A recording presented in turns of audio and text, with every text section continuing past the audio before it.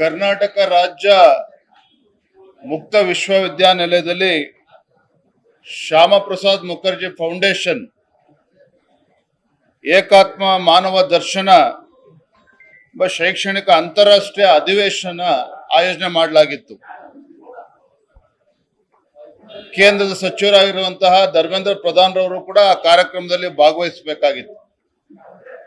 ಆದರೆ ರಾಜ್ಯ ಸರ್ಕಾರ ಏಕಾಏಕಿ ಈ ಕಾರ್ಯಕ್ರಮವನ್ನ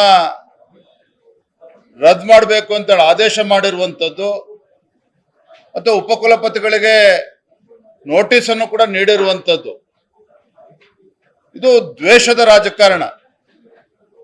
ವಿಶ್ವವಿದ್ಯಾಲಯದಲ್ಲಿ ನಡೀತಕ್ಕಂಥ ಕಾರ್ಯಕ್ರಮಕ್ಕೂ ಕೂಡ ಇವರು ಕಲ್ಲಾಗ್ತಕ್ಕಂಥ ಕೆಲಸ ಮಾಡ್ತಾ ಇದ್ದಾರೆ ಅಂತ ಹೇಳಿದ್ರೆ, ಇವತ್ತೇನು ರಾಜ್ಯ ಸರ್ಕಾರ ಬೆಳಗಾವಿನಲ್ಲಿ ದ್ವೇಷ ಭಾಷಣದ ಮಸೂದೆಯನ್ನ ತಂದ್ರು, ನಿಜವಾಗ್ಲೂ ಕೂಡ ಇವ್ರ ವಿರುದ್ಧ ರಾಜ್ಯ ಸರ್ಕಾರದ ವಿರುದ್ಧವೇ ಕ್ರಮವನ್ನ ಕೈಗೊಳ್ಳಬೇಕಾಗ್ತದೆ.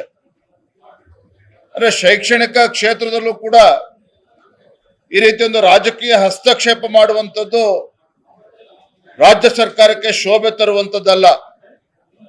ನಾನು ಮಾನ್ಯ ಸಚಿವರಿಗೆ ಆಗ್ರಹ ಪಡಿಸ್ತೇನೆ, ಆಗಿರ್ತಕ್ಕಂಥ ತಪ್ಪನ್ನ ಸರಿಪಡಿಸಿ ಕಾರ್ಯಕ್ರಮಕ್ಕೆ ಅನುವು ಮಾಡಿಕೊಡ್ಬೇಕು ಅಂತೇಳಿ ನಾನು ಈ ಸಂದರ್ಭದಲ್ಲಿ ಆಗ್ರಹನ ಪಡಿಸ್ತಾ ಇದ್ದೇನೆ.